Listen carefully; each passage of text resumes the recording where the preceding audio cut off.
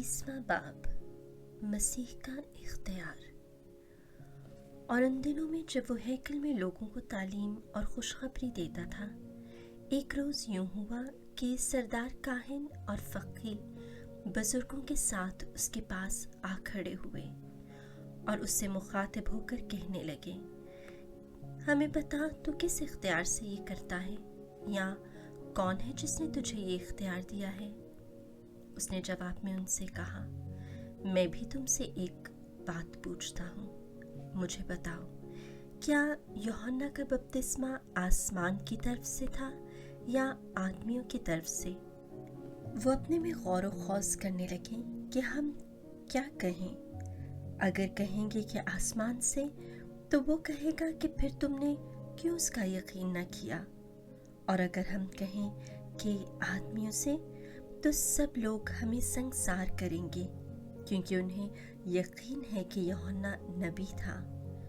तब उन्होंने जवाब दिया कि हम नहीं जानते कि कहाँ से था। और यीशु ने उनसे कहा, मैं भी तुम्हें नहीं बताता कि किस इख्तियार से ये करता हूँ। बेईमान अजारदारों की तमसील। फिर वो लोगों से ये तमसील कहने लगा कि एक शख्स ने ताकिस्तान लगाया और उसे कई बागबानों को ठेके पर दिया और मुद्दत के लिए परदेस में चला गया, और वक्त पर एक गुलाम को बागबानों के पास भेजा ताकि वो ताकिस्तान के फलों में से उसे दे, लेकिन बागबानों ने उसे पीटा और खाली हाथ लौटा दिया। फिर उसने दूसरे गुलाम को भेजा, उन्होंने उसे भी पीटकर और बेइज्जत करके खाली हाथ लौटा दिया। फिर उसने तीसरे को भेजा, उन्होंने उसे भी घायल करके निकाल दिया। तब उस ताकिस्तान के मालिक ने कहा कि क्या करूं, मैं अपने प्यारे बेटे को भेजूंगा, शायद उसका लिहाज करेंगे। जब बागबानों ने उसे देखा तो आपस में मशवरा करके कहने लगे, ये वारिस है, आओ इसे मार डालें ताकि मीरास हमारी हो जाए। तब उसे ताकिस्तान से बाहर निकाल कर मार डाला। अब ताकिस्तान का मालिक उनके साथ क्या करेगा? वो आएगा और उन बागबानों को हलाक करेगा और ताकिस्तान औरों को सौंप देगा। उन्होंने ये सुनकर कहा, खुदा न करे। उसने उनकी तरफ देखकर कहा, फिर ये क्या है जो लिखा है, जो पत्थर मेहमारों ने रद्द किया वही कोने का सिरा हो गया। जो कोई उस पत्थर पर गिरेगा वो चिकनाचूर हो जाएगा, और जिस पर वो गिरेगा उसे पीस डालेगा। उसी घड़ी फकीहों और सरदार काहिनों ने कोशिश की कि उस पर हाथ डालें, मगर वो आवाम से डरते थे, क्योंकि समझ गए थे कि ये तमसील उनके हक में ही कही गई है। खैराज गुजारी।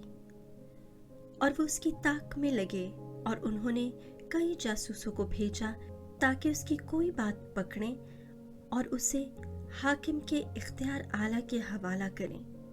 तब उन्होंने उससे पूछा, ए उस्ताद, हम जानते हैं कि तेरा कलाम और तालीम दुरुस्त है और तू किसी की तरफदारी नहीं करता, बल्कि सच्चाई से खुदा की राह बताता है। हमें कैसर को खिराज देना रवा है या नहीं?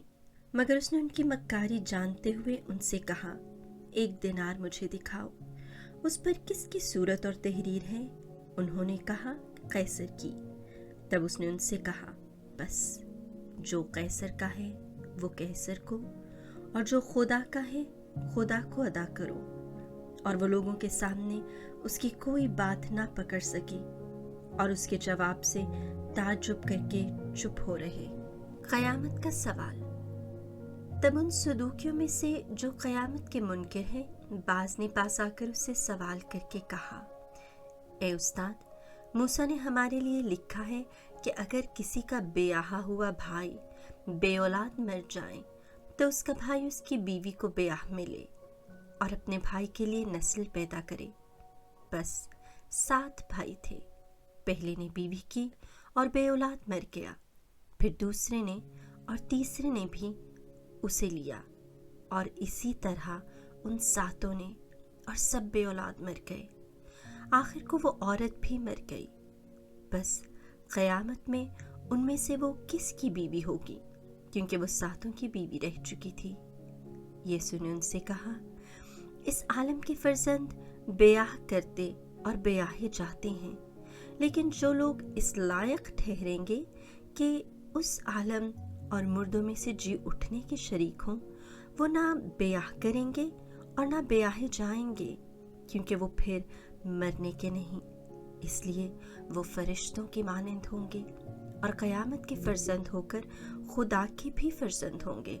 और मुर्दों की क़यामत के बारे में मूसा ने भी झाड़ी के जिक्र में इशारा किया।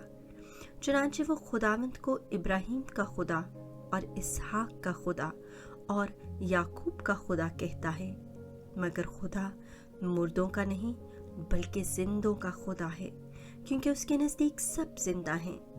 तब बाज़ फ़क़ियों ने खिताब करके कहा कि उस्ताद, तूने खूब जवाब कहा। बाद उसके किसी को जुर्रत ना हुई कि उससे फिर और कोई सवाल पूछे। फिर उसने उनसे कहा, किस तरह कहा जाता है कि अल-मसीह दाऊद का बेटा है, क्योंकि दाऊद मज़ामीर की किताब में खुद कहता है, खुदावंद ने मेरे खुदावंद से कहा कि तू मेरे दाहिनी तरफ बैठ, जब तक कि मैं तेरे दुश्मनों को तेरे पाँव की चौकी ना कर दूं। बस दाऊद तो उसे खुदावंद कहता है, फिर वो उसका बेटा क्यों कर है? फुक़हा से खबरदार। जब सब लोग सुन रहे थे तो उसने अपने शागिर्दों से कहा कि फ़क़ियों से खबरदार रहो, जो लंबे लंबे जामे पहनकर फिरने के शौकीन हैं और बाज़ारों में कूर निशात और इबादत खानों में आला दर्जे की कुर्सियाँ और ज़ियाफ़तों में सदर नशीनी पसंद करते हैं, जो बेवाओं के घरों को निगलते हैं और दिखावे के लिए नमाज़ों को तूल देते हैं, उन्हें ज़्यादा सज़ा मिलेगी।